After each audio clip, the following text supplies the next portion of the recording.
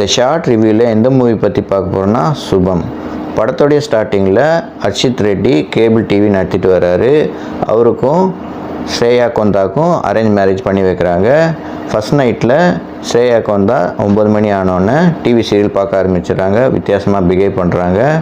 அதை பார்த்து அர்ஷித் ரெட்டி ரொம்ப பயந்துடுறாரு. அடுத்த நாள் காலையில் அவர் ஃப்ரெண்ட்ஸ் கிட்ட சொல்கிறாரு இதை பற்றி. ஃப்ரெண்ட்ஸோட ஒய்ஃபுங்களுக்கும் அந்த பிரச்சனை இருக்கிறதா ஃப்ரெண்ட்ஸ் சொல்கிறாங்க. 9 மணி ஆனோன்னு சீரியல் பார்க்குறாங்க, வித்தியாசமாக பிஹேவ் பண்ணுறாங்கன்னு சொல்கிறாங்க. அதுக்கப்புறம் அந்த ஏரியாவில் உள்ள இருக்கிற எல்லா லேடிஸ்க்கும் அந்த பிரச்சனை இருக்கிறது தெரிய வருது. ஒரு கட்டத்துக்கு மேலே அது பேயின்னு தெரியுது. அதுக்கப்புறம் இவங்க என்ன பண்ணி அதை சால்வ் பண்ணாங்க அப்படின்றது தான் படத்தோடைய மீதி கதை. இந்த படம் காமெடி பேய் படமாக எடுத்திருக்காங்க.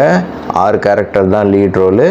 அர்ஷித் ரெட்டி, ஸ்ரேயா கொந்தா, கவி ரெட்டி, சரண், ஸ்ரவானி, ஷாலினி இவங்க எல்லாருமே கொடுக்கப்பட்ட கேரக்டரை நல்லாவே பண்ணியிருக்காங்க. காமெடி நல்லாவே ஒர்க் அவுட் ஆகிருந்தது.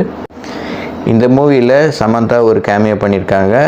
நம்மெல்லாம் யாவரும் நலம்னு ஒரு படம் பார்த்துருக்கோம். அந்த படத்தில் டிவி சீரியலுக்குள்ளே பேய் இருக்கும். ஆனால் இந்த படத்தில் சீரியல் பார்க்கறதுக்காக ஒரு பேய் கூட்டமே வருது. அது மாதிரி ஒரு கான்செப்ட் எடுத்துகிட்டு வந்திருக்காரு டைரக்டர் பிரவீன். ரொம்ப நல்லாவே எடுத்திருக்காரு. டிவி சீரியலை முடிக்க வைக்கிறதுக்காண்டி இவங்க ஐடியா பண்ணி ஒரு சில வேலைகள் செய்கிறாங்க.